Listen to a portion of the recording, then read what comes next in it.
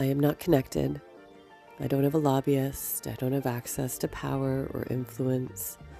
I am a woman, a mom, and a business owner in Ontario who has invested deeply with my mind, my time, and my money. Together, my partner Andrew and I have endeavored to just be able to do our dang business. For 4 years, my family and I have fought to create a rural, eco-focused retreat center and event space on a legacy property with decades of established history on lands governed by the Niagara Escarpment Commission.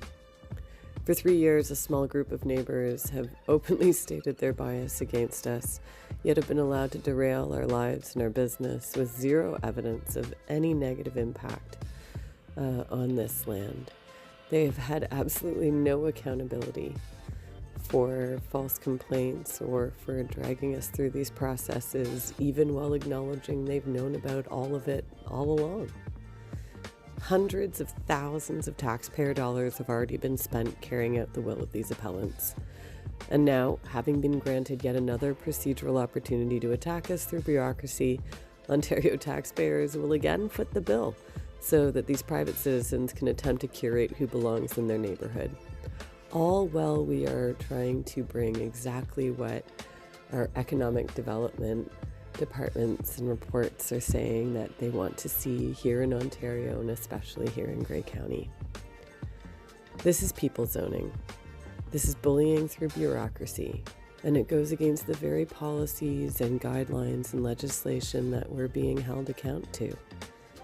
Third-party appeals to the OLT should be vetted before being allowed to upend lives and livelihoods for years.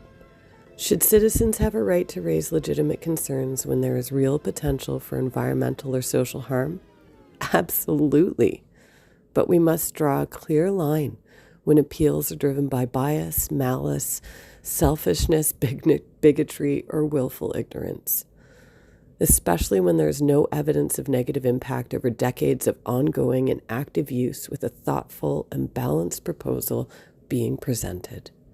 The appellants opposing us have known for over 4 decades that this property hosted guests in the farmhouse and in tents, yet they raised no objections or concerns as their friends operated this as a Christian retreat center for 40 years, hosting thousands of guests. Nor did they say anything when those same owner friends listed the property for sale as a retreat center a couple of times and profited heavily from its sale to us. The opposition only began when we continued the business as an open and inclusive space. Some have tried to say it was an event we planned back in 2023 that was the issue, though these same people regularly host large events on their property with hundreds of guests and music. This is about who we are inviting and our right to do so. This group challenged the existing use while saying that they knew about it the whole time. We won. It took years, but we won. Now they are challenging tents. One appeal leveler even acknowledges that everyone knows this property has always hosted guests in the farmhouse and in tents. Okay, and yet the process continues. This has been a coordinated effort, a clear misuse of public process, and still no one intervenes. Instead, the same group is repeatedly handed a forum to attack us through bureaucracy. We head back to the OLT for round 2. I hope we still own this land that we are fighting for by the time we win this one. Whew. Thanks, gang. We'll see where this goes.